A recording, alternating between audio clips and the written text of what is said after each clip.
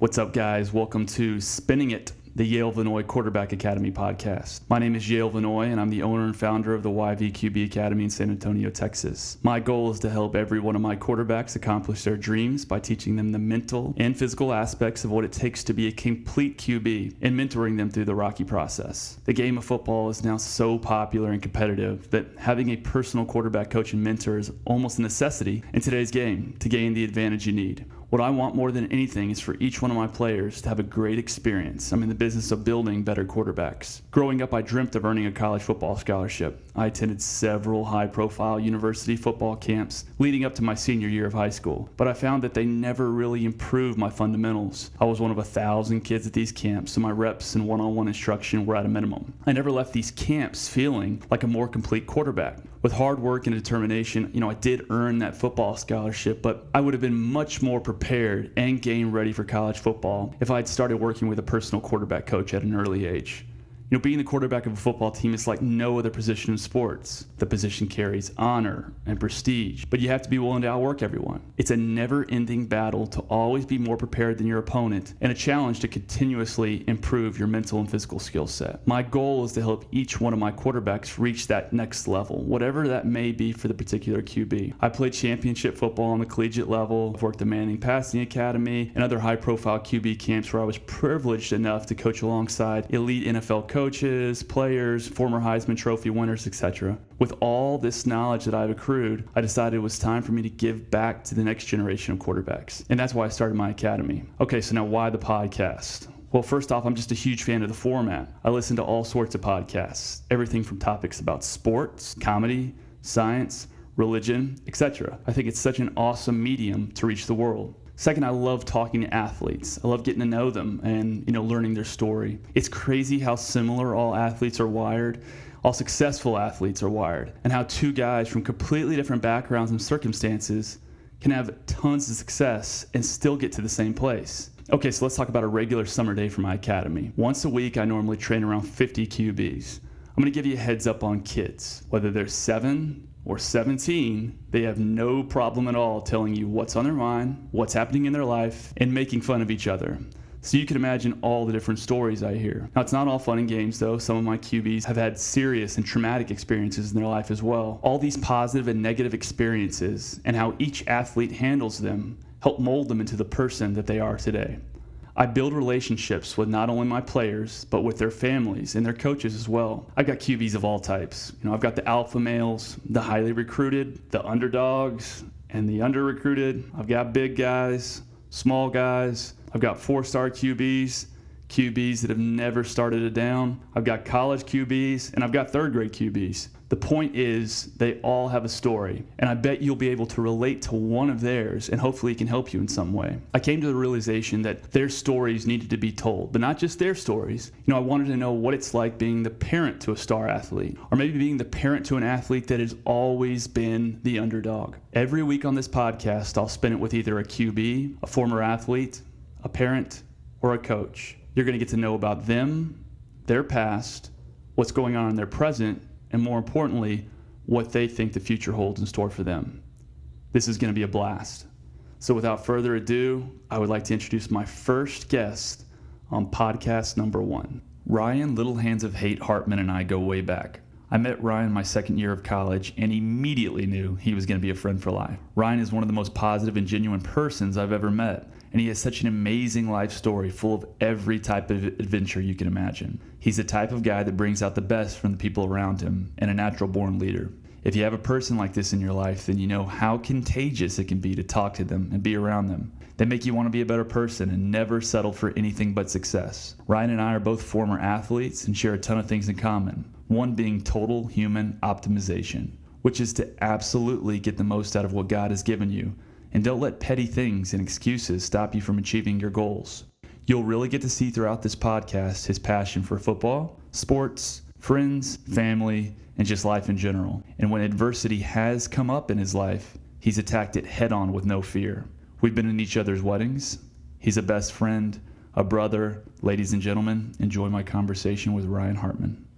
Step inside, walk this way, you and me, babe. Hey, hey. Hey, what's up, guys? I got my boy Ryan, Little Hands of Hate Hartman in the man cave / studio today. What's happening, dude? How you doing, man? I'm doing good. Podcast number 1. Yeah, I'm excited about it. It's here. Is this your first podcast? It is my first. How about yourself? It is as well. Listen to a lot of them, just never done one. What do you listen to?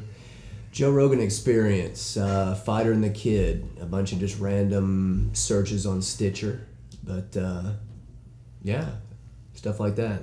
Into MMA, college football, pro football, stuff like that. I love the Joe Rogan Experience. What do you like about it? You know, once you get into listen to Joe Rogan Experience or JRE, I never knew the guy was that, one, healthy. He's a super smart cat. Yep. He's very researched. He puts a lot of time and effort into any of the topics and or guest he has before he even gets on it. I think the thing that kind of blew me away about him is I didn't realize, how fitness, nutritional oriented that he is. And then I really do agree. I like a lot of his outlooks on training and his recovery, especially the recovery process as I get older. We were talking earlier about the float tanks, and I really want to get into that. I hadn't tried it yet either. Cool. Well, I'm going to give these guys a quick background. Me and Ryan went to college together. I met this guy, knew immediately that he was my dude, that we were going to have a lot of fun together. Ryan has a cool story for us. He is a journeyman. He's lived in Louisiana, Arkansas, Texas, back in Louisiana, Dabout. So kind of want you to talk about first your football, growing up, what kind of sports you played, what kind of impact football made in your life, all that kind of stuff. Yeah, so the earliest sports I got into, here's kind of a funny story. So the very first sports I ever took, I guess you call it a sport, was it was your little kid karate class. Nice. It was called Shotokan Karate. That sounds serious. It by no means was serious, but the reason I got into it was serious. I was riding the bus, and this is when I lived in Brandon, Mississippi, before I moved to Arkansas. Where's Brandon? You know where Jackson is? I do. Yeah, so Jackson, Mississippi. Oh, so you were born in Mississippi? No, I was born in Louisiana. Okay, gotcha. Born in Louisiana.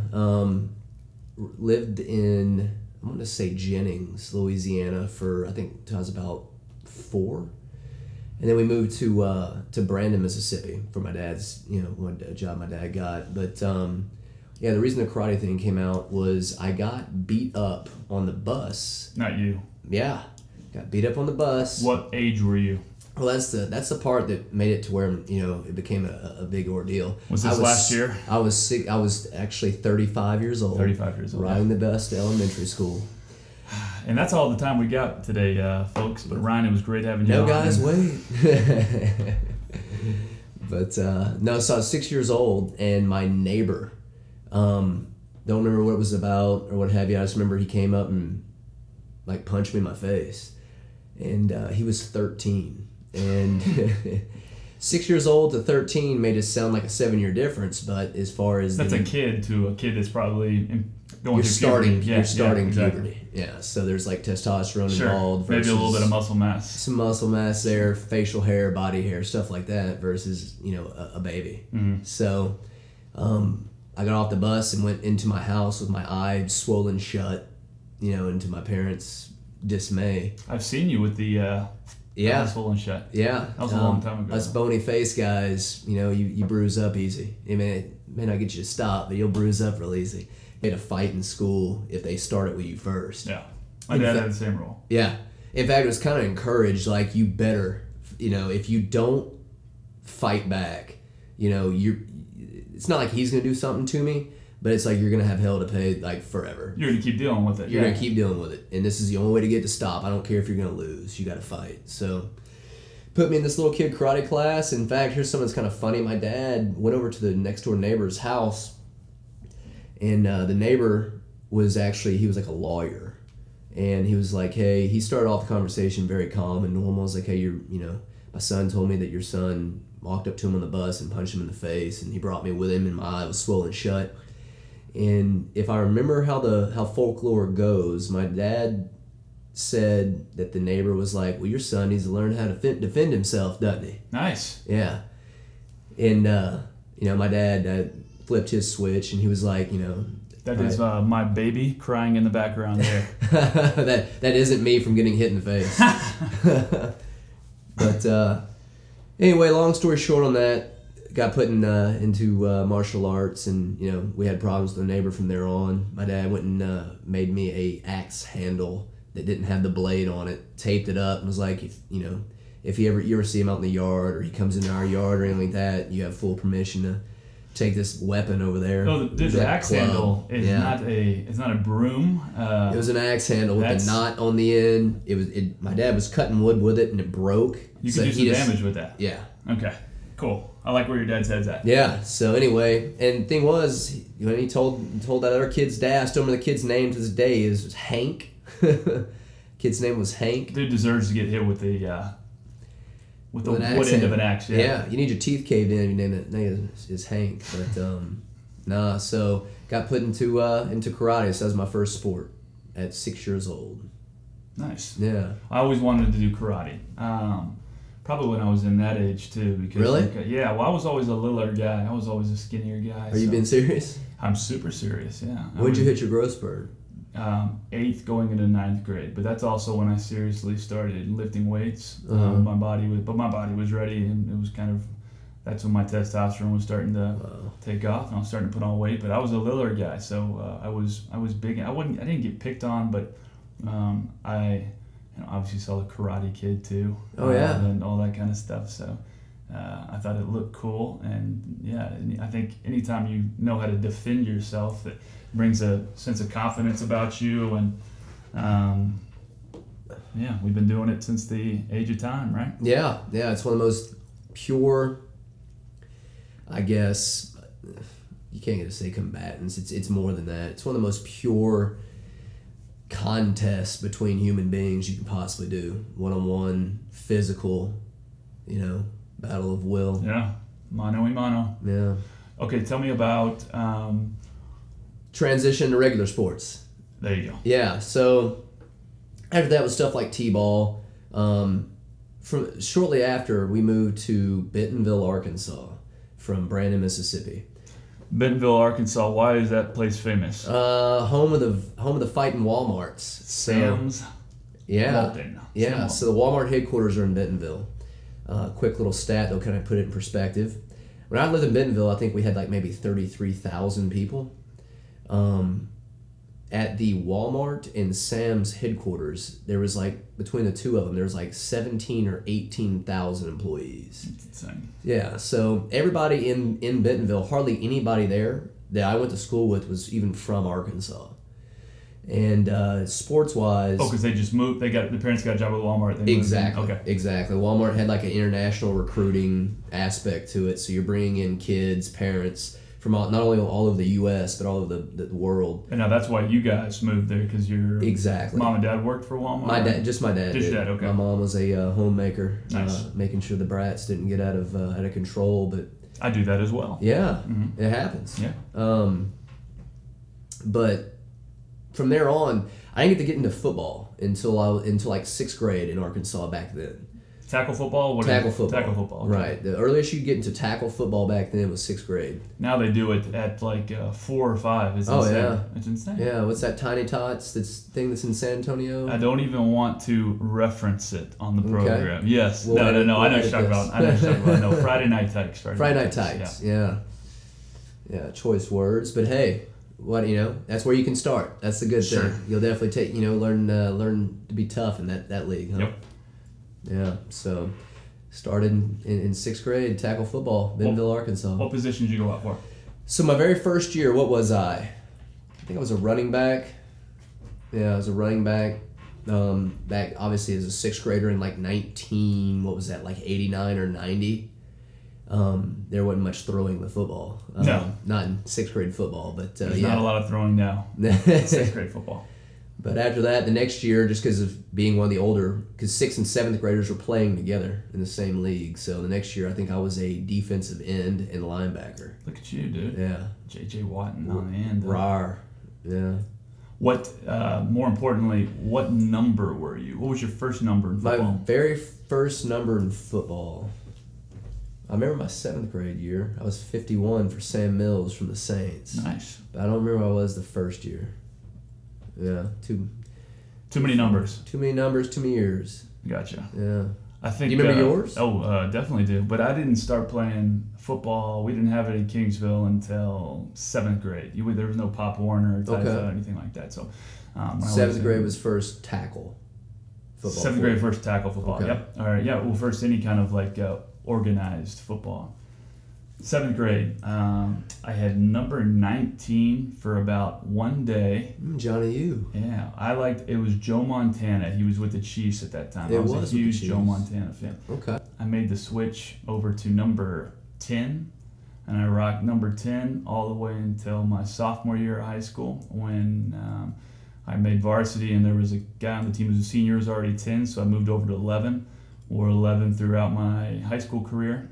First year at Nichols, I was given number 15. Wasn't my favorite number. I wanted a one-digit number. Wanted to be faster, less material on the jersey. Yeah. Be a little faster. So after that, in a coin flip, I missed out on number 7 to our Southland Conference Rookie of the Year, who was LaJuan Walker at the time. He got number 7, and I got to pick number 3, and then I was 3 for the rest of my career. I think I like 3 better. I'm glad you did. I do. Yeah. Now my boy Johnny McIntyre. Oh, J-Mac. He's rocking the number 7 now. Okay. Johnny McIntyre. Yeah, Shout right. out to Missouri Baptist doing his thing. That's right. That's going to be fun watching him develop. So 7th grade, you were a linebacker and defensive end. Yeah, 7th grade. I mean, there's not really all that much we can go on with 7th grade Did you have any football. sacks? I had a lot of tackles. It was one of those things where if you had any type of speed or decent aggression to you in 7th grade, Arkansas, Bentonville football, that you stood out type thing. One thing that was kind of that ridiculous I remember is that I had an offensive play too because I was our fastest guy on our team. And my coach, we had a reverse. To where I lined up from... Doesn't every 7th grade team have a reverse, a double reverse, and a double reverse pass? Exactly. Yeah, and a toss pass. We weren't advanced enough to have a pass from it, but we definitely had a reverse. Yeah. And the funny part, it was a reverse from the furthest out receiver, like against the sideline. So you're running. Yeah. It seems like forever. It seemed like it took 3 minutes to get to the quarterback for the handoff. Yeah. So, yeah. But the name of the play was Hartman Special. That way... Dude, I've never had a play named after me. That's big time. Well, NFL level. NFL. Yeah. Well, this podcast is the Hartman Special, actually. So there you go. Well, yeah. Awesome. 7th All right. grade. 7th grade. So 8th grade, were you same position? Transition 8th grade. Went to running back. Running back. By 8th grade, I'd established that I was our fastest kid in our school. How did you establish that? Did you challenge somebody to a race behind the school at 4 o'clock? It was pretty close to that. Okay. We had what was called like field day. Okay, yeah. I know field day well. Field day, yeah. I used to seriously, I would go and like train for field day, 6th and 7th grade, because it meant a lot to me and I wanted to compete. That's right, my boy. Hey, certain things happen when it means something to you, right? I agree. So, anyway, 6th grade, the only person I lost to in that 100-meter dash was a 7th grader that had facial hair and he'd failed. He topped out. That's as big as he was getting right there. Completely. Yeah. That's true though. Yeah. That's very true. But anyway, and it was close. So the next year in 7th grade, I won the 100 meters. 8th grade, so on and so on. Fastest kid on our football team, which in Arkansas meant you're the fastest kid in school. So, but yeah, went to running back then, and I went after, and I kept this number from there on, period, number 25. Number 25. Number 25. Were you black and gold as well? I was not. Our junior high colors was red, white, and black. You hear that? All you running backs out there, go rock the number 25. Yeah. Yeah, Reggie Bush. It's a breakaway, very slashy, curvy type number, right? Nice. So you were a Reggie Bush type back. Well, by no means, okay. But like or in my Tim mind, Dwight. That's the biggest compliment you can give a human being. But I went after it because of Rocket Ishmael. Rocket Ishmael at Notre Dame. I remember him returning kick after kick after kick, and him looking so fast in his pads that I thought his pads were going to shake off of him. Oh, yeah. And he was one of those type of cats at the time in 88 to 91-ish. Am I right? Yeah. It was right when he was there for a national championship. So when was that? 88. 88 was the national championship. Yeah. He was so fast back in the late 80s that he looked weird. In comparison to all the fast guys you got now. To the other, to all the people that were chasing him. Sure. Yeah, so I like Rocket Ishmael. I like the speed thing. Since I was, a fast guy, that was my deal. I thought Rocket Ishmael was cool and pretty much Notre Dame at that point, because Notre Dame and a lot of the teams in the 90s were wearing the short jersey. Done Florida State with the abs. Were you showing off the stomach a little bit? That was the way to go, dude. None of us had abs. None of us had stomachs. No. We probably had some veins. Yeah. And that's about it at that point. But our jerseys naturally came to that point because we were kind of rednecky. Yeah. It wasn't because we were cool, but we were rednecky. Well, we didn't have jerseys like that, and I was jealous because I wish we did. Mm-hmm. Yep. Yours tucked all the way in? They did. Yep. Yeah. Okay, so you get into high school. High school, right? So started excelling in when it came to that part as far as in comparison, 8th and 9th grade. And it wasn't like growth spurt stuff. I never had a growth spurt. I was never small, but I was never big. It's always just, common size for my position. But to this date, I have a super love for just the straight up I formation because I became our I tailback. Now I wasn't starting as a sophomore on our senior team, but I was returning kicks as a sophomore. On varsity? On varsity. Nice, that's big boy stuff. It really was. I was scared as hell, and I got like 1 or 2 kicks back there, and it was more of like a scared rabbit in a field, just trying to make people miss versus not really. I knew where to go, but it by no means was like I'm taking this to the house and throttling everybody. It was, best way I can put it, scared rabbit in a field. But that's a good analogy. Yeah, I lettered as a sophomore, and so you got the jacket and everything. I got the jacket, wore it proudly. Got to put that that patch on it from that early on in the career. And bro, that is what it's all about. It really is. It really is. You get that jacket, and the females come out of the woodwork. You get to wear that thing to school. In Kingsville, it was probably the coldest it got was like 90 degrees. It was hot every day. Jeez. Our colors are black and gold like y'all's. Hey, our colors are black and gold. Yeah. But I wore my leather jacket, my leather varsity jacket, probably for 3 years straight. Yeah. Even in the summer. Yeah, man. Yeah. Got to sweat through it. Luckily in Arkansas, it gets very cold. Very cold. And that jacket was worn probably more than it wasn't. So it probably still smells like high school. I love that thing. Yeah. But yeah, Bentonville, Arkansas, man. It's mighty different now than whenever I was there. What's the mascot there, real quick? Tigers. And yours? Brahma Bulls. Brahma Bulls. For the longest I thought it was Brahma. Some people call it Brahma. Yeah. Correct enunciation is Brahma. Yeah, the Brahma Bull is actually bred. It's a Santa Gertrudis bull. It's bred in Kingsville, Texas, on the King Ranch. That's where I'm from, Kingsville, Texas. Now, is that what the truck is after? The Ford? The King Ranch, Ford F-150 King Ranch edition. That's right. Nice. There's that King Ranch leather in there. But Brahma Bull. Yeah. Yep. You had a pretty interesting high school coming up, right? Yeah. Big blonde dude in Kingsville, huh? It was different. I stood out a little bit. I would think so. I stood out a little bit. Yeah. Too many San Diego surfers showing up to... I got that. Do you surf a lot? Actually, but when my wife asked me out, came to talk to me for the first time, that's what she said. What are you doing here, man? You look like a surfer. Love this story. Yeah. I kind of had something similar to you. I started on varsity when I was a sophomore. What position? I was a free safety at the time. I played quarterback my entire time until I got to my sophomore year. We had a flat-out stud. His name is David Esquivel, flat-out stud, who played before me, and he was kind of like a Johnny Football type of athlete, playmaker, came up big in big games, ran the ball, threw the ball, did all that kind of stuff, could make things happen when plays broke down. What offense were y'all running back then?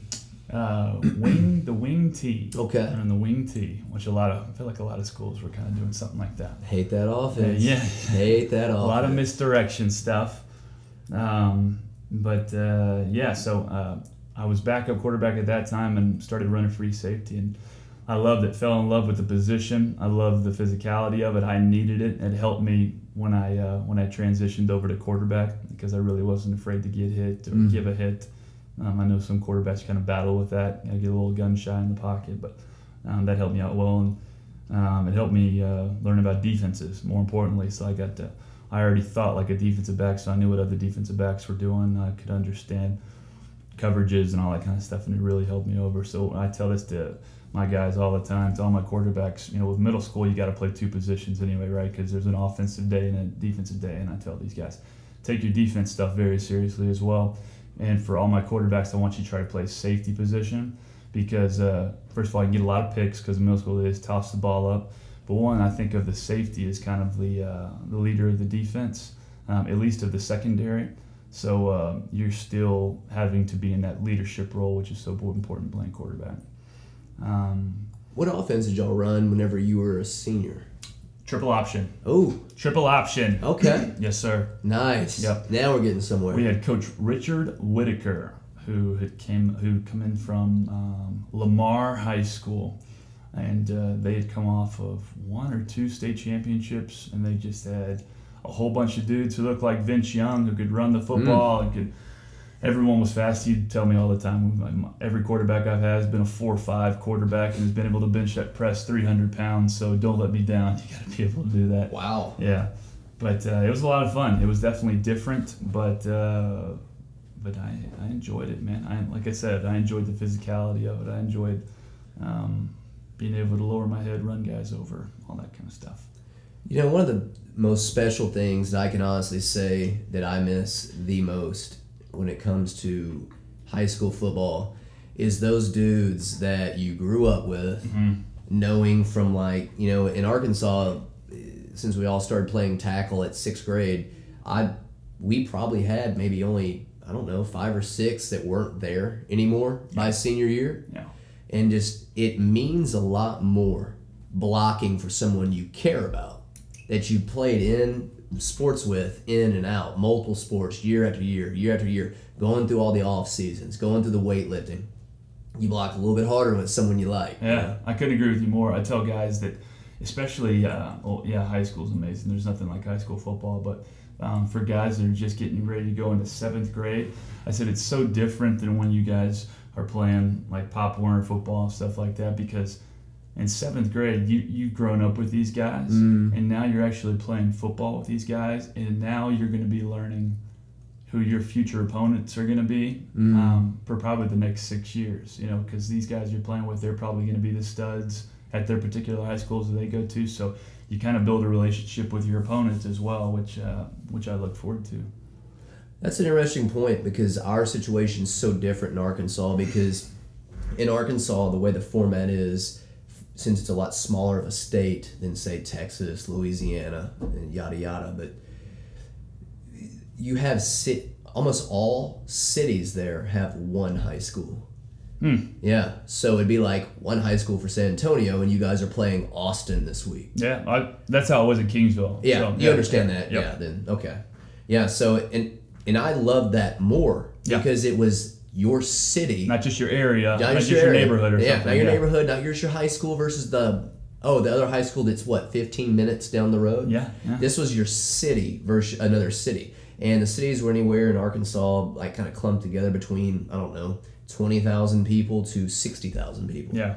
So it literally was your and this is so cliche, but the shutdown of a city to go watch a high school football game. Yeah, I know. Yeah. That's how it was done. But in Kingsville too, it's crazy how it. I know it's just a football game, but it really does become my city versus your city type of thing. And I know it seems silly, but dude, I still feel like that till this day. It's crazy. Yeah. Like, I take it personally. Yeah. It gets it kind of gets made fun of with like your Uncle Rico's. Sure. What's that movie? Napoleon Dynamite. Napoleon Dynamite. Yeah. you know, being like, you know, I bet those football over that mountain, you know? Yep. And stuff like that. But honestly, the reason why it seems like it's your world, because you put so much time and work and effort into it. Yep. And once you go and attach goals with physical and mental stress, you now have like committed, you can't commit any more than that. So. Agreed. Yeah. High school. Yeah.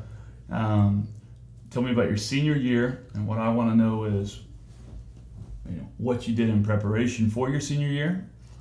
Let's talk about how the season went for you, and then let's talk about the recruiting process. Okay. And don't leave anything out, because this podcast is for people that everyone's going to have a different story, everyone's going to have a different journey. So your story might really resonate with somebody who went through exactly what you went, so don't leave anything out. Gotcha. Let's try to make this detailed.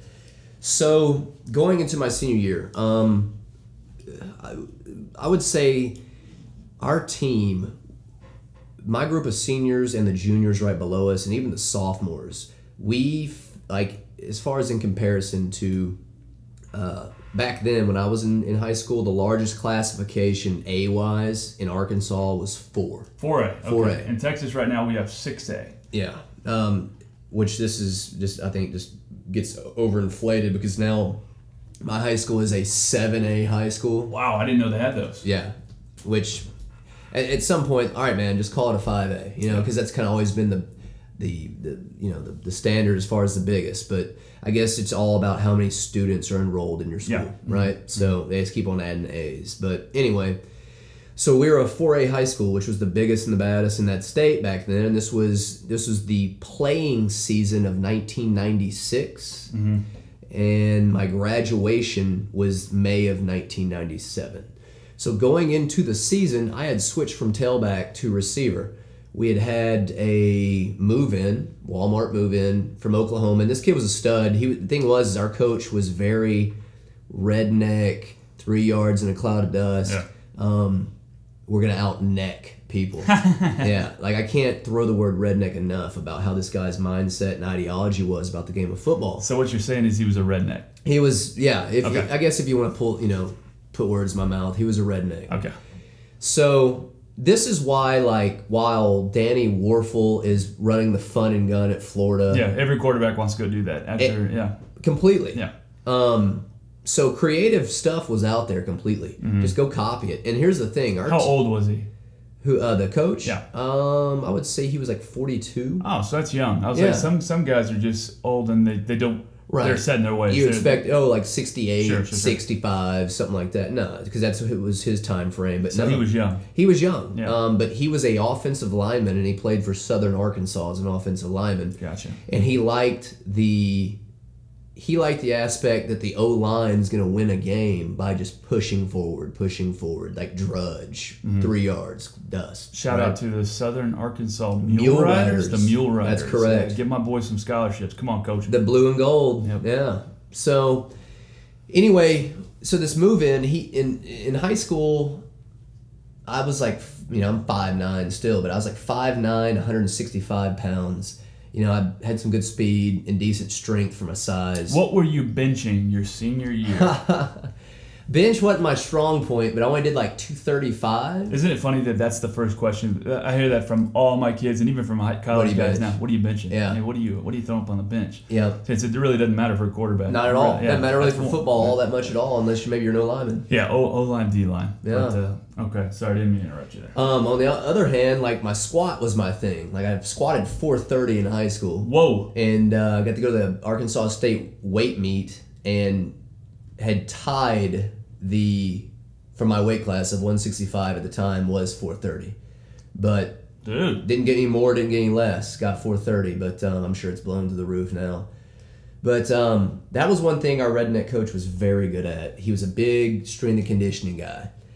Pretty much what he went and did, there was this tape that was out at the time called Bigger, Stronger, Faster. Yeah. Yeah, very, very 1985 to 1990-ish. Sure. And that was when Nebraska had just gotten on like Sports Illustrated for their weight room, their offensive strength or their O-line like strength numbers were in there, and it was stuff that was absolutely like NFL level of strength as far as what they were doing with their power clean, their squat, what have you. So one thing that we did do good was great in the weight room. My senior year, we went and set from the records that were kept at Bentonville from from like 75 till current, which was like 96 at that time. My class going into that year alone set 36 weightlifting records on that team. So we were pretty revved up. We expected ourselves to do very well. The year before, we'd made our first playoff run in school history in 4A. We'd had our best season we'd ever had since we were above like 2A, and we had even more physical talent on the team going into my senior year than my junior. So going into it, we were in the I formation. I'd go on from tailback because the move in. He was about 205 pounds in high school. He was about 6'2", 205. What was your, first of all, when did you graduate? I graduated in 1997. Class of 97. Yeah. All right, go. So playing the season of 96. Well, this kid came in, and his name was Levi Russ. Whoa. Levi Russ, and he was from Oklahoma. Sounds like a character Matthew McConaughey would play in a movie. Does it not? It does. Yeah. Meet you at the Moon Tower. All right. Levi Russ here, man. But the coach loved him. He didn't hate my running style, but he wanted me to almost kind of run the ball rednecky. And I kind of run the ball rednecky. Tell me about that. So if the hole is in if he calls like a 48 power. Yep. He wants you to run at the hole, whether it's there or not. If you bounce it outside, that means you're like a coward. Okay. Well, if the outside lane's there and you can outrun the defense to the sideline and pick up, 30 yards versus 4. Yeah. Come on. He wouldn't play Barry Sanders then. He would have hated Barry Sanders' guts. But anyway, so this other kid was not only bigger, but he was a straight ahead runner like that, which he loved. Mm-hmm. And so I moved to receiver, which I was happy about because I had kind of a couple of different altercations with him as far as verbal. With his thing, he'd yell is be your own blocker. Be your own blocker. I don't care if the hole's not there. Be your own blocker. What does that even mean, Coach? Well, he's wanting you to break tackles from linemen that are bigger than you. If I'm only 165 pounds, I'm not going to be blowing over a 240 pound D tackle that's in the hole waiting. So. Anyway. Were you wanting to play college football? Oh, that meant everything to me. Okay, so wanting to play college football, you make the transition over to wide receiver. Mm-hmm. Was that something you were happy about? Very happy happy to go about. Play wide receiver in college? Completely. Okay. And kind of the thing that set that up is my idol at the time was a guy by the name of Tim Dwight. Guys, if you don't know Tim Dwight, go YouTube this man. Yeah. Played at Iowa. An absolute showstopper. White Lightning. Yeah. Tell me about him. Tim Dwight played at Iowa. He was like 5'9", 185. When I was in high school, 5'9", 165. So he had the same type of body build. Except the dude he made it to the Olympic trials in the 200 meters. He won the Big Ten when he was there, I think 3 or 4 years in a row in the 100 meters. Wow, I did not know that. Yeah, it ran like a 10.28. That's slow. Yeah, so the dude was absolutely like, not Olympic speed, but he was the point where you get invited to try out for the Olympics. And he was a football player. And a couple other stats, it was crazy. His squat was, I don't remember what the squat was. It was 6 something because I went there on a recruiting trip for my brother and was checking out, when we went to the weight room, anywhere I could find his name. And for his weight class, I want to say he squatted something like 630, for a 185 pound dude. And his bench, I do remember because I didn't know his upper body was this strong. He did 375 for a 185 pound guy. That's a lot of weight. And but anyway, he was my idol, and he went from a running back in high school to a receiver in college. So I figured since we had this move in that ran the ball the way the coach liked, that I had a lot better chance of getting the ball in the open by catching it, right? Well, it started off going into summer camps awesome. Our quarterback at the time was the coach's son, which that ended up being a nightmare later. But it's almost always a nightmare. Well, yeah. So here's the kind of the weird part. Like in summer camps, we went something in 7-on-7 summer camp ball like 56-3. Yeah. And all the summer camps we went to, the same cats went to. We went and developed our own no-huddle system back then, which was super cutting edge for 96. That is cutting edge. Yeah, to where we had this verbiage from the line. Anyway, had a incredible, flag football type of going into the season to where I was like, dude, we're going to be lighting people up.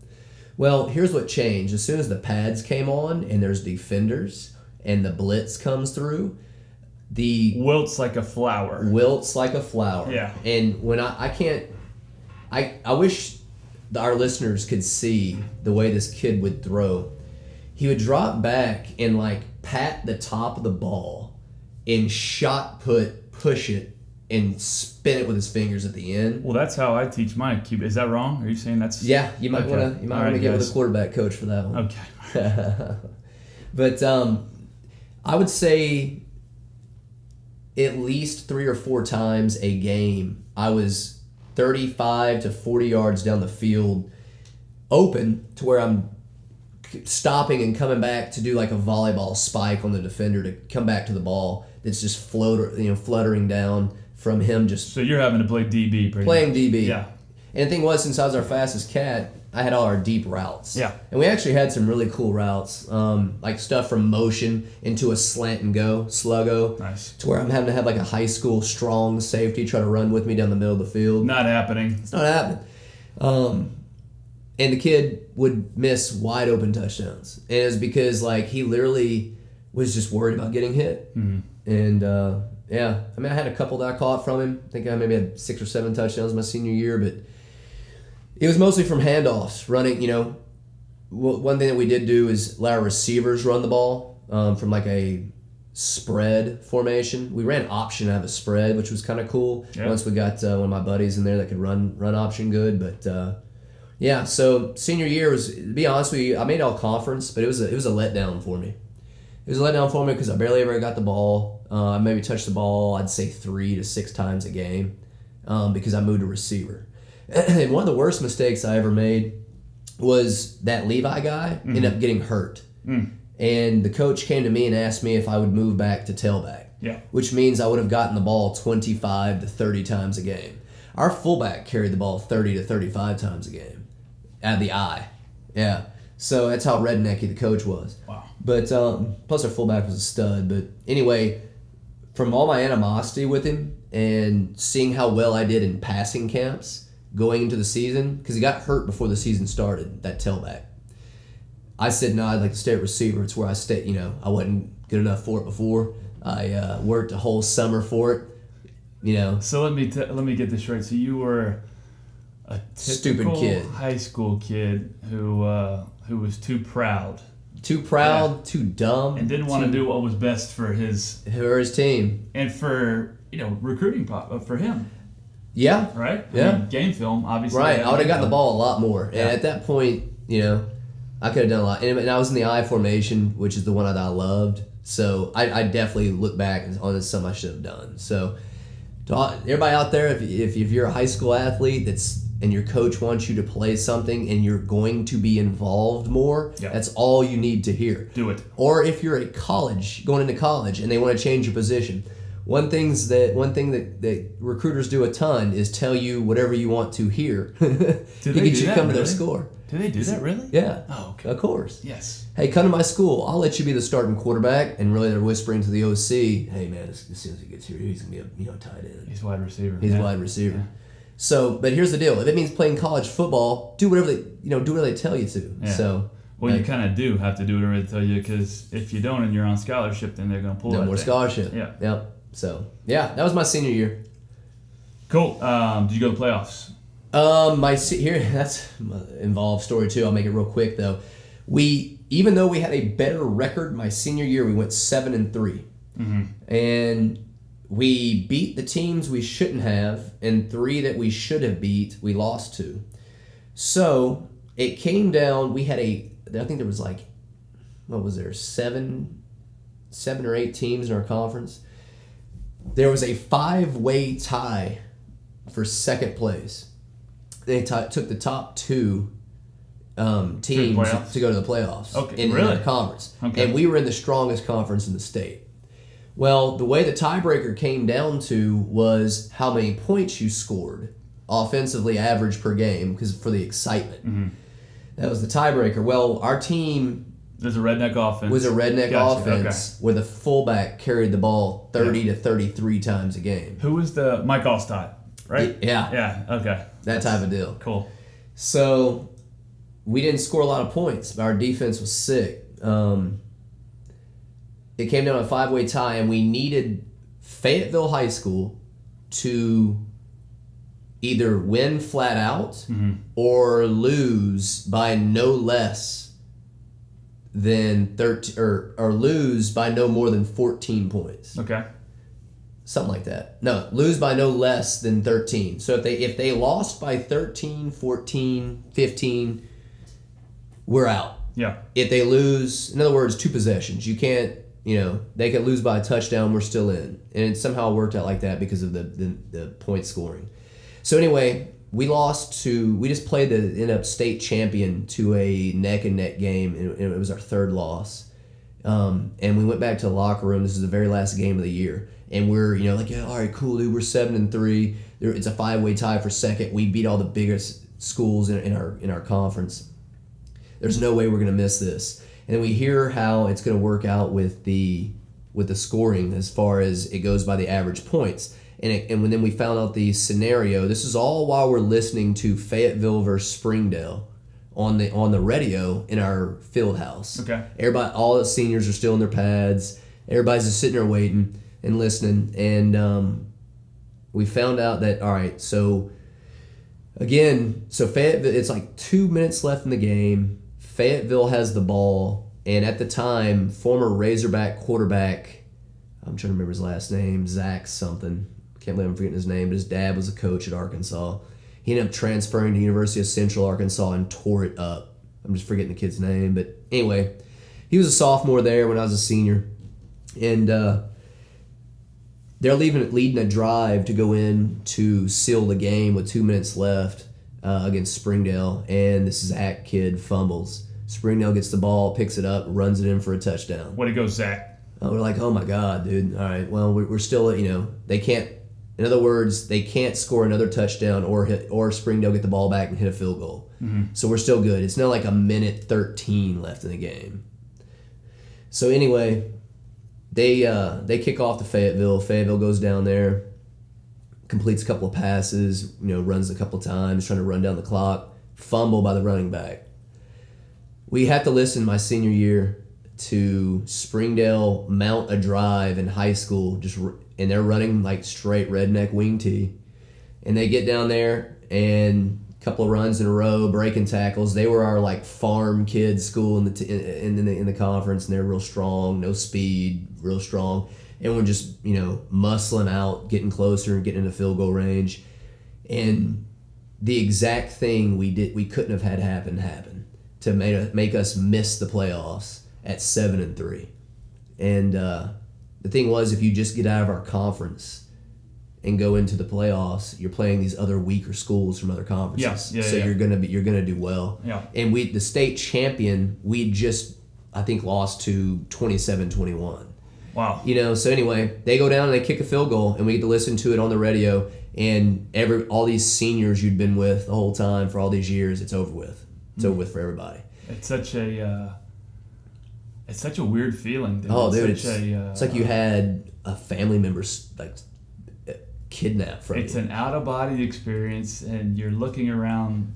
And mine was a little different because I knew that I was going to go play college football. Mm-hmm. But it was still... like a loss. There's a loss in your family. It's so hurting. Yeah. It's even like I knew I was going to play college football too. Yeah. Even if it meant walking on. Mm-hmm. And the thing was, I knew I didn't have any stats to where a school would like me. The only thing I knew that stat wise I had a chance at was like 40 some weight room stuff. You catch some eyes with the eye test with what you could do and perform when you're some drills. Mm-hmm. So and that was it. But Well, let me talk real quick on Yeah. because a lot of guys grow up in programs where they win all the time and they always go to the playoffs and they always make deep runs or they're always going to state or something like that. And then other guys are on programs where they never make it to the playoffs or they might go once in their career. Going to the playoffs is such a special thing. Oh, man. That you should never take for granted because it's just a select number of dudes that get to do it. I never went in high school. Really? I never went in high school. I don't think I knew that. We were always a bubble team, and my senior year we averaged 36 points a game. Wow. And we still... No D, huh? No, yeah. Jeez. Anyway, so guys, don't take the playoffs for granted. It is an absolute privilege to be able to play in the playoffs. And I was fortunate enough to get it in college, but I wanted it in high school, man. I really did. Yeah. It's tough. Okay, so you've lived in Texas, Arkansas, and Louisiana. That's correct. You've experienced high school. You played high school football in Arkansas. Mm-hmm. You live in Louisiana, so you know how high school football is there, and you lived in Texas. And Yeah. You've seen some high school football. What are your thoughts on the three? Maybe some differences and maybe pros and cons. Pros and cons. Yep. Obviously, Texas is the mecca of high school football. And the reason I say that, it's because you have super potent Southern, just horse level of athletes. And the state's enormous. So you have the sheer numbers that's more than the majority of just about every state out there as far as population. And then you have the culture and how important football is to communities in the South. And I can kind of compare. Arkansas didn't compare to Texas or Louisiana in really any way as far as the amount of athletes and how high tier the athletes are. You have a couple that come out of the state per year, but like in the entire state, in Arkansas, you probably have, I'd say, 25 to 45 Division I, to where in Texas, you have a couple of hundred. Yeah. You have a couple of hundred. Yeah. So, I mean, it's just nothing comparable. Now in Louisiana, I think it was like 350. 350. Last year. Yeah. There you go. That's insane. It's not even close. Yeah. 45 at the most compared to 350. Yeah. And that's every That's year. D1. That's just D1. D1, yeah.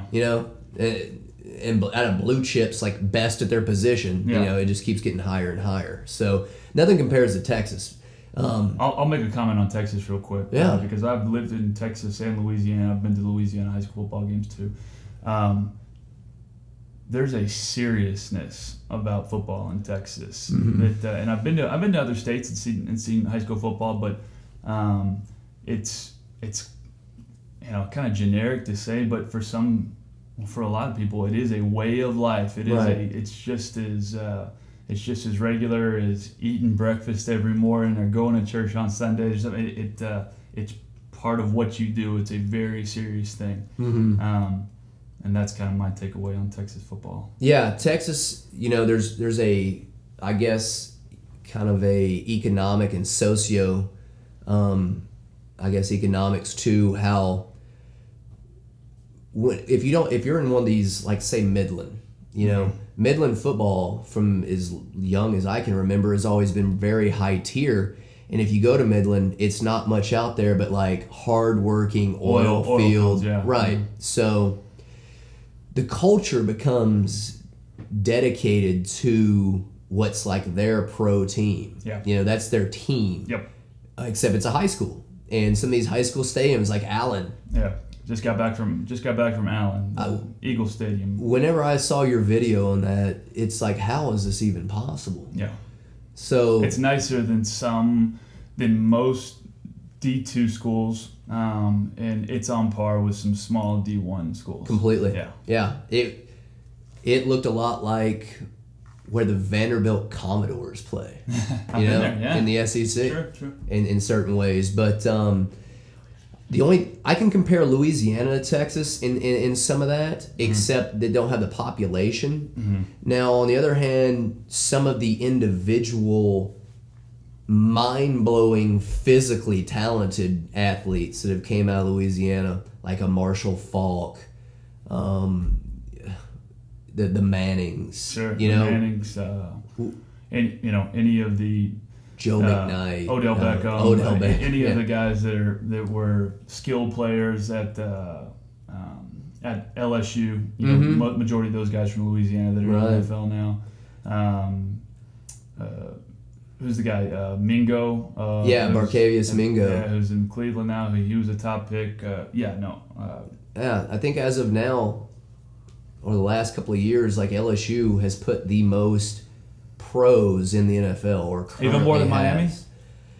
Well, it depends on what year. Always up there. Okay, yeah, gotcha. Yeah, but I thought from what I saw, it was like LSU in the last 3 or 4 years. Is Patrick Peterson a Louisiana guy? He's from Miami. Miami. Okay. Yeah. He's from Miami. LSU. That's a big pool. Yeah. Wow. They also got his brother, and his brother ended up transferring about a month or so ago. To where'd he go? No, it wasn't a big D1. Yeah. He just wasn't getting his playing time. He wasn't getting his playing time. Yeah. He sat. But so that's where Louisiana, you have your kind of the same deal where it's like, the whole city shuts down. And even Bentonville was like that for me. But Bentonville, Arkansas didn't have all those crazy physically gifted freaks of nature where you're seeing a guy in high school that weighs like 220 as a running back. And then, is running at like the Arkansas Combine, like a legitimate laser 4.4 in high school at 220 pounds.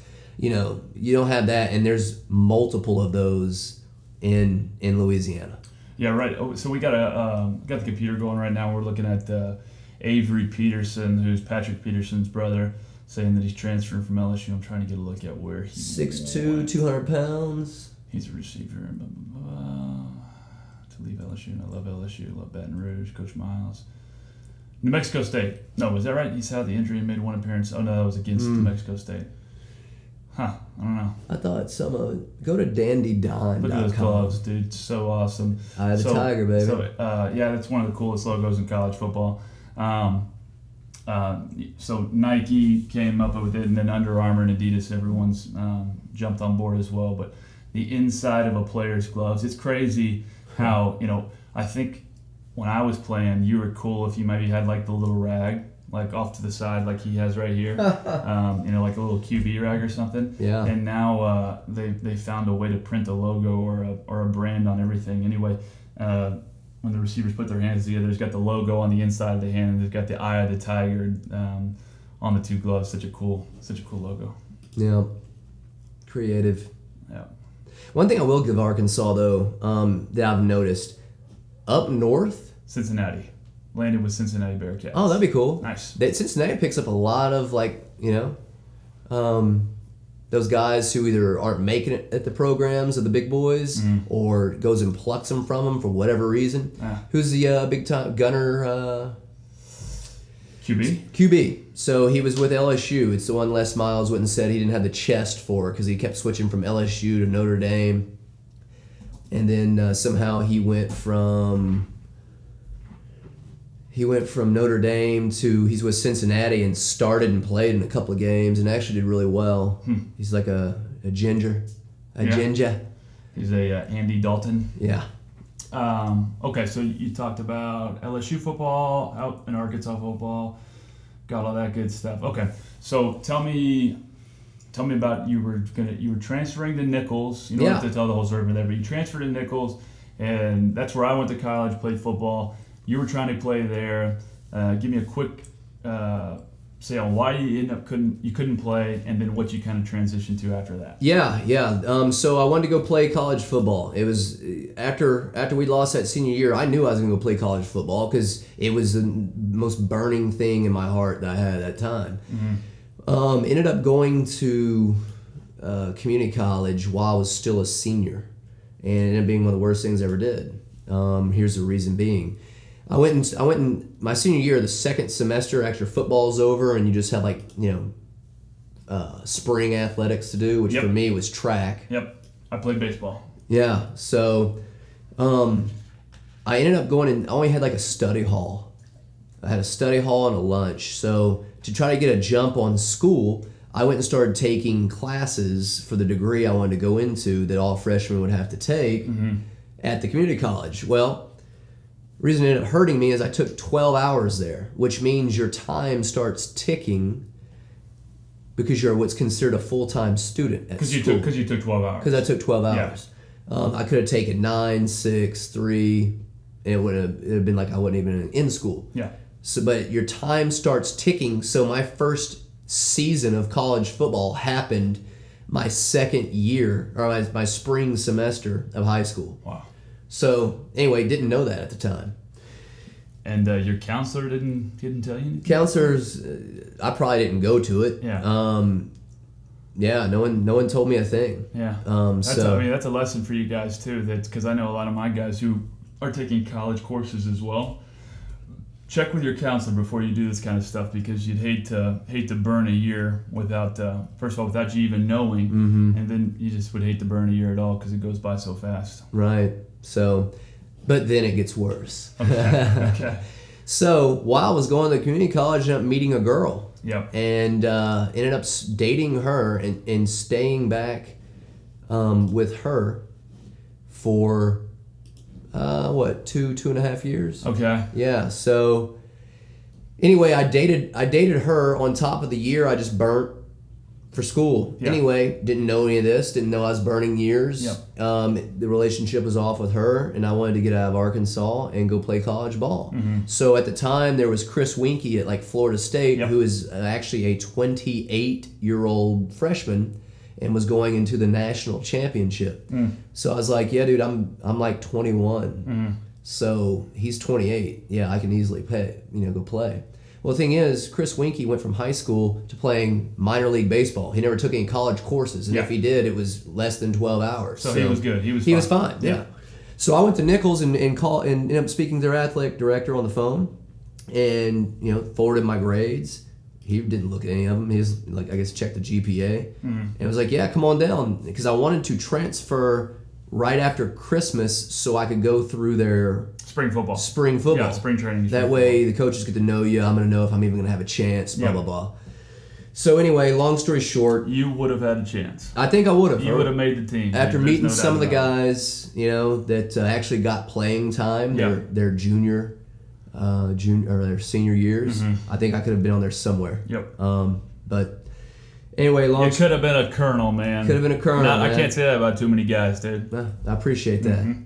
Appreciate that. So anyway, the compliance lady, Miss Falcon, one of my favorites, she kindly let me know that your last year to have played college football was the one that just happened because you enrolled into full-time courses when you were in 1997. Wow. So college football is over with for me, and it was the number one thing still that I wish would have been different in my life. And it was all over. I'm not blaming, it was all more over me being a stupid, I guess, love-struck kid. Sure.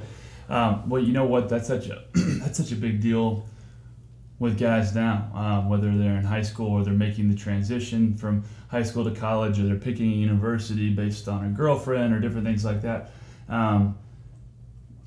Guys, at the end of the day, it's your life, and if it's going to work out with this individual, then it will work out when it needs to work out. But guys, you have such a short amount of time to play college football. Don't make a decision, based on your family or based on a girlfriend or based on this or based on that. It needs to be based on your feeling of that particular school. You had a good vibe with that coaching staff. You want to go continue your education and live in this particular place. And no one else is doing it with you. No one else is waking up at 4 a.m. doing your workouts and staying back watching film until 11 p.m. at night and doing all these types of things. No one else is doing it but you. So you need to go where you're going to feel the most comfortable. And I see it happen so many times, guys, not go certain places because of a girl, or stay in a particular town because of some parents, or do something like that. And they normally end up quitting, or they end up breaking up with a girl like a month later. I see it happen all the time. And I know it's tough, but make the decision for you first and foremost, because you're the one going through it. Completely. I can't iterate it enough. You see thousands of women a day. In college, no way. You see thousands of women a day. You have a college football scholarship offered to you usually just once in your life. Yeah. The numbers speak for themselves. I can't say enough. Never turn down to go do something you love because someone either doesn't want to go with you or you want to stay back for them. You will regret it at some point in your life. I tell my kids right now that about every year there is 300 to 350 quarterback scholarships offered. 300 to 350, dude, that's not a lot at all. And you're competing for one of those spots out of the entire country. Yeah. And if you're wanting to go to one of these big schools like an Oregon or an Alabama, guess what? They bring in one, maybe two guys. So you're competing for that one or two spot. It needs to be based on you and not on anybody else. Oh, and by the way, they're usually the highest tier of dude that's on the face of the globe in high school. Yep. So couldn't play college football, couldn't continue. So, but there's still a part of you that wants to compete, right? Completely. Okay. So what do you do? Yeah, so here's where it's kind of crazy. So remember the whole karate story from the beginning? I do. That was your first sport ever. First sport ever. Well, what was the name of that dojo again? Yeah, the name of the dojo was Don Gover's Shotokan Karate. I think it was Cobra Kai. It was a Cobra Kai dojo, wasn't it? Okay. Yeah. And you kind of look like Johnny. Thank you. Yeah. I liked him. That's right. I like Johnny too. Sweep the leg. Yeah. And put him in a body bag.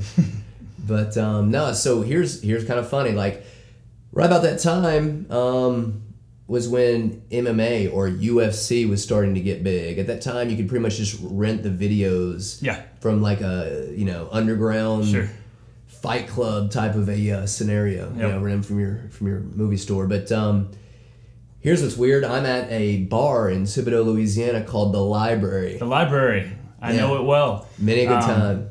I feel like every college town has a bar called the Library. So when you call your parents, you can say, I'm at the library. You've been spending lots of money on this debit statement. Yeah.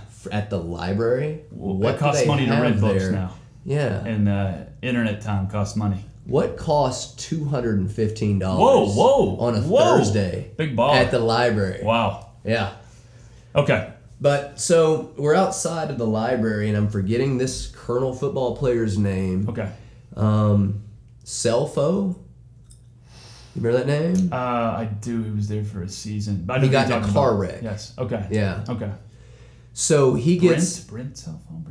Something like that. Okay, I know you're talking about. Yeah, so he got in a fight with Ricky the Pitbull Foles. Yes. You remember him? Yep. I remember stories. Looney Tune guy. Yeah. He got into a fight with him outside of the bar, and he Selfo tackled Foles and put him on his back, and I watched Ricky Foles grab his arm and lock him up in an arm bar right there on the curb to where... The Pitbull did this? The Pitbull did this. No way. Yeah. And I'd recognize what an armbar was from watching UFC and how popular jiu-jitsu was coming at the time and what have you. So it got broke up, and I kind of hung around and waited to go talk to that Ricky guy, because I was like, hey dude, I know what that is. And I was like, hey dude, you just locked him up in an armbar. I was like, how'd you know to do that? Do you train or something? And he said, yeah, I have a fight team in Homa. A fight team? Yeah. A Homa fight team? A Homa fight team. Nice. And he actually had a card because he worked at a gym in Homa called Body Elite. And he not only... Been there. Yeah. He got me a job there. But anyway, I went and got on his fight team. And there's now former UFC, lightweight Melvin Gillard was on our fight team, and anyway, started training with him. So you're telling me the Pitbull is giving back to his community? Yeah. Look at that. He was locking cats up in an armbar. Yeah. Okay. So yeah, got into MMA. Had a love for it. Okay. Yeah. But yeah, continuing forward with that, kind of trained for a little bit, and he talked me into going and fighting in a competition. at a bar in Fat City or Metairie, Louisiana, called the Main Event. Okay. So trained for it for a little bit. And What's a little bit? What's a little bit of training? a little bit of training is like maybe 2 months. 2 months. Okay. 2 months. Yeah. What's regular training leading up to a fight for you? Well, here's the thing. I was also a full-time student, so that means getting to go there once or twice a week. Okay. And just spar. Okay. So go over technique, get taught new technique, drill on the technique. For our listeners that don't know, what is sparring? Sparring is where you're pretty much doing padded fighting. So you have pads on your feet, knees, hands, over your face, and then you're fighting somebody, in a cage or a ring. Gotcha. So anyway, started training for this, and your typical New Orleans scenario, good old New Orleans, got into the picture. So I had this guy that I'm supposed to be fighting. I was the weight class I was going to be in was between 175 and 180, and I usually walk around at about 185. Well, I wanted to be heavy for the weight class, be a bigger guy in the weight class, so I got down to like 180. Mm-hmm. Well, anyway, I show up at the fight, and they show me the guy I'm supposed to be fighting. And I was supposed to also be fighting somebody. That was my first amateur fight. And the place is like sponsored by Budweiser because what they do is... Was I at this event? Yeah, my good buddy Yale Vannoy was at this event. We brought like a gaggle of colonels, didn't we? You had a crew of colonels there supporting you. And what was your opinion of this fight night? I was kind of in awe of the entire event. I'd never been to a fight before. I'd never seen one of my friends fight before.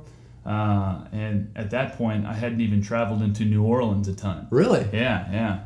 So I was kind of in awe the entire time, and an anxious anticipation, I guess, maybe. And I remember showing up, and the fight was supposed to be outside, and it was kind of set up pretty cool. We were getting fired up. They were too. And then it started raining a little bit, right? All right, so take it over from there.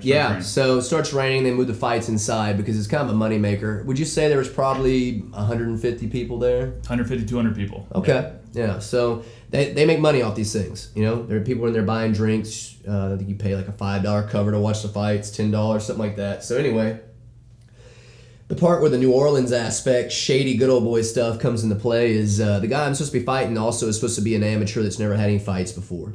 We're supposed to be fighting 3-minute rounds. It's supposed to be Muay Thai kickboxing rules with no elbows but knees to the body. Tell our listeners what Muay Thai is. Muay Thai is it's called the art of 8 limbs. In other words, it's a martial art from Thailand, to where you kick people, you punch people, but when you kick leading with your shin. So you're pretty much using your shin as like a baseball bat, and you kick up their legs, their body, their head. You can grab them in what's called a clinch and throw knees to their body, to their head. In Muay Thai, you throw elbows to their head, trying to cut their face up, and then you obviously can punch. Beautiful. So okay. It was supposed to be Muay Thai rules except no elbows, because elbows really do cut people up real easy. And it's supposed to be an amateur fight. And I'm supposed to be fighting somebody that's between 175 pounds to 180 pounds, and it's supposed to go 3-minute rounds. Well, Ricky Foles comes up to me and is like, hey, some of the stuff has changed. The guy that you're fighting has had 3 or 4 fights before. He also weighs 196. So he outweighed me by 16 pounds. And you're also fighting 3 4-minute rounds. So instead of 6 minutes of fighting, I'm now fighting for 12. And just explain to everybody how just unreal that is. In amateur... An analogy. Give us an analogy. An analogy. Yeah. So in other words, you go and train for somebody. You're supposed to be matched up for your skill level and your size. Mm-hmm. And usually... I got an analogy real quick. Go ahead. Sorry to interrupt. Okay, for all you football players, it'd be like running a play and having maybe a 5 to 10 second play clock in between plays. So as soon as you run that play, get up and get ready to run again. Yeah. No time in between. No, does that sound like right? Except probably worse. You're doubling your fighting of how long you're out there. Yeah. You're now fighting someone that outweighs you by almost 20 pounds. And you're fighting someone that has had this experience under their belt, I think 3 or 4 times already, so their jitters is a lot less. Yeah. This is my very first. So, oh, by the way, it's now no longer Muay Thai rules that I trained for, and that was the biggest thing. It's now like American rules kickboxing, which is pretty much just boxing with some kicks here and there. Okay. Well, the reason why that's a big deal with me is my strong point, especially against someone that was going to be taller and heavier than me, was going to be leg kicks. Okay. Because that's, that was the thing I did the best. And now I'm not getting to throw leg kicks anymore. So I have to try to kick a taller guy just in his face. Oh, Yeah. no leg kicks to the body. No, no leg kicks to below his waist. Oh, and that's Now- how you can dead leg him. And, yeah, right. Yeah. But the thing is, we have pads over our shins, so you're not really going to knock anybody out by kicking their body with pads on your shins. Gotcha. It's if it lands, it's just a point. You're not going to slow them down. So Ricky tells you all this. And Well, what do you tell Ricky? I'm like, dear God, dude, what is the same from what they told us? Yeah. And he's like, yeah, it's New Orleans, man, and kind of just smiled and tapped me on the back. Yeah. So, Ricky said, well, I'm just getting paid, so go have fun out there. yeah, I'm pretty sure Ricky got like $50 per every fighter he brought out there. But the thing Attaboy, is, what a promoter. oh, of course. Thing was, I wanted to do it. I wanted to have that, Sure. because there's really something to be said about just embracing that nervousness that you're fixing to go and fight in front of that many people for the first time ever in your life. Plus, your friends are there, so having to go and go through that and be like, still face that fear. Well, take us through what it's like to, I know all this crazy stuff's happening. It wouldn't be like a regular fight, but you're getting geared up. They're getting ready to announce you. You're walking it in the ring. Yeah. Okay. So here's the awesome part. While I was up there getting geared up and getting kind of warmed up, I could see my whole Nichols crew and my Metri Chachis down there all together because I had them kind of meet up to go watch the fight together.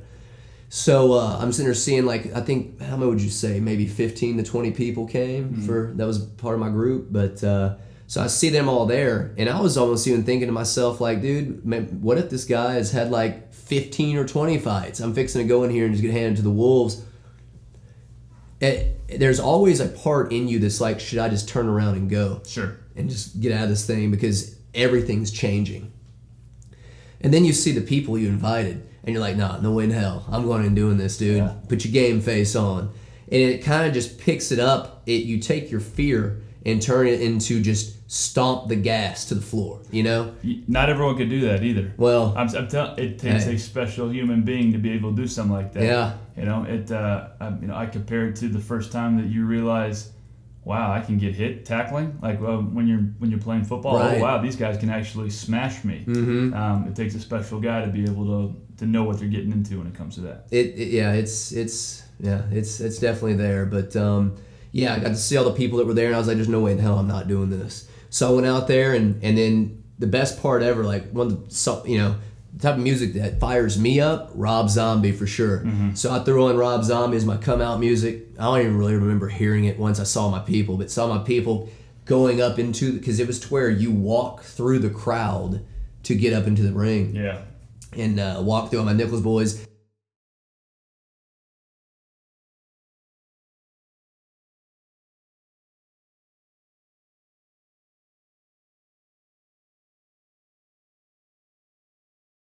And it was, and it's your hot, muggy, I'm pretty sure it was in the summer, New Orleans, everybody's just sweating, it's a ring, and I got this dude that I'm already kind of pissed that, all right, dude, you have more experience than me, you're trying to go and, come in here with this new dude, and I was like, I'll show you what I have. So anyway, yeah, we got it on. The only thing was, it ended up becoming a draw.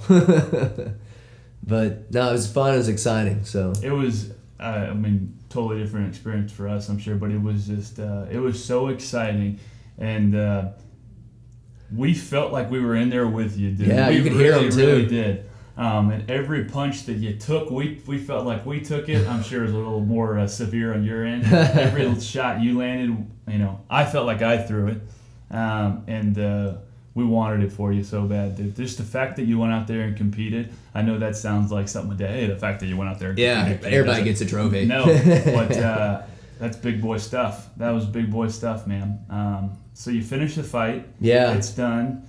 You walk into the locker room. What are your thoughts after the fight? I got to take one step back to give kind of my group some props. There was one point in the very final, it was the third round, because remember we're doing 4 minutes of fighting for 3 rounds, so 12 minutes of fighting, and we're talking like I'm at the 11th minute, 50-second mark. Mm-hmm. He was up against the ropes, and I was kind of like in a clinch with him, and this is a classic Muay Thai move because they fight in such close quarters. Well, I went from the clinch when there's only a little bit of space in between us and just leaned back, and I kicked him in the face with a head kick. And it landed, and I remember, and I was so wasted, exhausted, I was just going to try to land that kick with one last like shot across the bow to see if it lands. It landed, and I remembered hearing my group, I'm talking like throwing beer in the air, going nuts, probably were throwing chairs, pushing each other. Just exploding. Explode when that kick hit. Yeah. And I gave it like maybe 2 or 3 more punches while the bell was ringing, trying to finish this guy. Yeah. And then was just completely exhausted where I could barely stand up. Got back to the locker room and was just projectile vomiting. Yeah. Oh, I'm sure. I mean, vomiting. Exhausted. Yeah. Have you ever been that exhausted before? The only time I've ever been that exhausted before was going through selection for Special Forces training. Attaboy. And that was the only time, anywhere close. Yeah. Yeah. So, whew. Pretty awesome, dude. Yeah. Okay. So you finished with your fighting? Fighting's over with, man. Yep. I just train here and there, spar a couple of guys occasionally. Actually went and rolled my ankle 2 days ago, getting on the bag. But that's part of it, getting old. What do you do? What do you got advice for kids? I get this all the time. When to start lifting, supplements to take, ratio of cardio to weights, all that kind of stuff. I know it's different for every kid, but right. I guess your experiences. Yeah, I'd get with somebody who really is going to know what they're talking about. Like, even if it means paying some money here and there, depending if you're serious about your sports. Reason being is because. So wait, you're saying don't listen to like Uncle Jojo who lives on the. Don't listen to that guy. Just because someone's swole up at the gym doesn't mean that they understand the science of dietary nutrition. Okay. I mean, there's not. I could obviously take a huge refresher on it. Sure. But I would definitely get with somebody like, if, say for example, if you're in high school, supplements have changed so much just from whenever I was in high school, 15, 18 years ago. Yep. That it's ridiculous. I know now I didn't eat enough when I was in high school. Yep. I didn't. That's the biggest thing I think for most high school athletes is they don't eat enough. Don't eat enough, not the correct stuff. Because they probably eat a breakfast, they eat dinner, and they have lunch at school. Mm-hmm. But dude, there needs to be 2 more meals in there between your breakfast and lunch, and then between dinner and dinner and lunch as well. Right, and it's not just protein shakes here and there. There's so much more to it. Yeah. There's really so much more to it. Yeah. So. Well, cool deal. Real quick, tell me your national champ picks this year. I want to know who you think is going to play in the national championship and who's going to win. Okay. And give me a score. I'm saying Ohio State's going back to it. Reason being, they're in the Big Ten. Big Ten still isn't showing that they're strengthened until you get your Iowas, your Iowa States, Michigan. Michigan's going to be improved. Until you get them back. To where they're at. Yeah. Ohio State's going almost out of default, and they're so deep. Mm-hmm. I mean, Ohio State is the Alabama of the North as far as when it comes to recruiting. They have the big time coach. It is what it is. Mm-hmm. I'm thinking we're gonna have to see some play callers from Alabama, but as of right now, I'm saying either Alabama or here's kind of a sleeper, Clemson. Dude, they're always my sleeper, and they always have a loss on their schedule that they shouldn't have lost. Right. Until they get that out of the way, that's doing the kind of the little things right. So you're saying a rematch of last year's semifinals. Give me a score on OSU Alabama. I'm thinking Alabama. If they get there again, I don't see Saban losing it. Mm-hmm. And I'm thinking we're gonna have more developed quarterback play. And hell, maybe even Lane Kiffin might have more cleverness to him in that game. I think it'd be low scoring, kind of just almost like the same score of the last one. I would go something like 27-17. Bama? Bama. 27-17. The reason we're writing this down is I'm going to ask all my guests every week a couple of these questions. And when it all comes up, we're going to give props to the winner here. Yeah. All right, Super Bowl. Who's going to be in the finals? Who's going to win the championship? Super Bowl. Yeah, that's a lot harder. It is, right? Because there's not the parity that there is in right. college football. Because, college football is, it's more of like your recruiting structure. Mm-hmm. You know, I have to, because not much has changed there. I'm going to have to say Seattle. Mm-hmm. And I don't see anybody beating them. They should have won it last year. Seattle, Indianapolis. Andrew Luck. Yeah.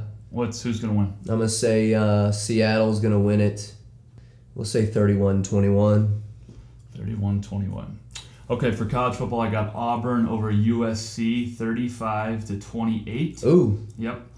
Auburn, I think they're going to win the championship this year. And for the Super Bowl, I'm picking the Packers. Okay. Aaron Rodgers is going to do it again this year. Packers are going to have 28. I can't decide between Indy or Denver. Mm-hmm.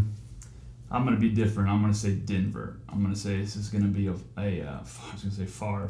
This is going to be a Rodgers, Manning Super Bowl. Manning's going to lose his last one. And call it quits. 26. Gotcha. Awesome. That's going to be close. Yeah.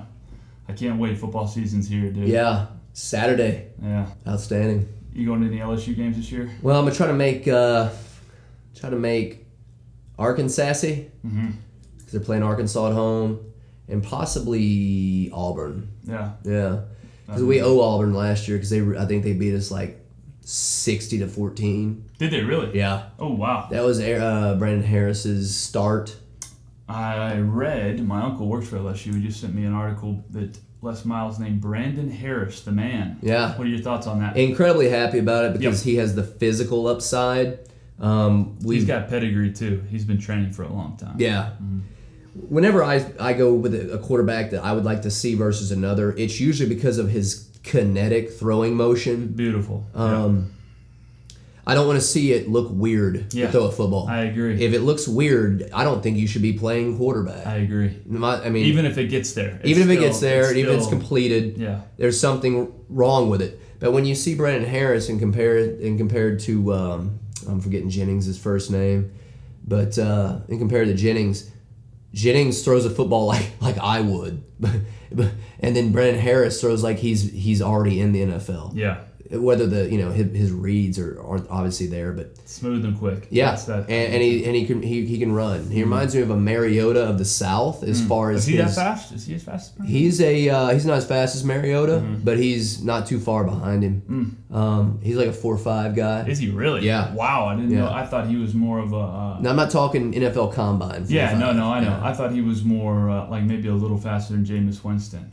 Nah. No, really? Yeah, he's. Oh, well, dude. I would say he's a definite handheld 4.55, 4.56. Wow. Yeah. Well, then they'll be a team to look out for. I think LSU is always a team to look out for. Herb Street picked him to make it and win it. This year? And Corso. Really? Yeah. Wow. But like if Brandon Harris even plays at like a C to C plus tier, you give him a 70 to 75%, they think LSU's going to win the national championship. Wow. Which I don't see that happening, but hey, I'm cool if it does. Yeah. How about yourself? I feel like I wouldn't hear from you for a while if the Tigers won the national championship. Well, you'd be celebrating for about a month, and then you'd be recovering for another month. Mm-hmm. So it'd take a little bit. It'd be crazy. I don't get as crunk as I used to, but I doubt that. Definitely move around some furniture.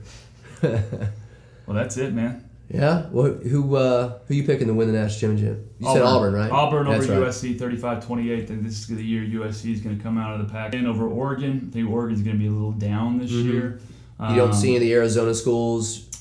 Well, UTSA plays Arizona this week. Now is that essay like ESSAY or is that like UT the letter S A? The Roadrunners. And I feel like they only lost by like a touchdown or less last year. I'll see how they kind of perform. Yeah, Arizona is always a good team over there, and actually I've heard a lot of good things about Utah this year too. But USC, they got a Heisman Trophy candidate quarterback this year. Who is that? Cody Kessler. Cody Kessler. Okay. And then Auburn. Auburn's hot, man. Auburn's hot. Malzahn's the man. He's fun to watch, and now they have an actual true QB this year. So that's what I think is going to happen. That's a good call. Yeah. Good deal. Dude, I loved having you on. Oh, thanks for having me. Podcast number 1. There we are. The books. We'll remember this one day. Yes, sir. Okay, guys and gals, that's it. I want to thank my guest Ryan Hartman for joining me today. Like I said before, a super cool guy that I could rap to for hours. We didn't even get to really talk about his time training for the Army Special Forces, which is another hour and a half easy. I'm going to have to get him back on soon. On the docket for the next couple months, I've got some former D1 football players coming in to spin it, as well as some of the top high school QBs in San Antonio, and in some cases in the entire state of Texas. If you want to know more about my quarterback academy, or you're interested in training with us, you can find me at www.YVQBacademy.com. You can also find us on Facebook, Instagram, Twitter, and Snapchat. Also, if you're interested in being one of our sponsors, you can contact me through my website. See y'all next week.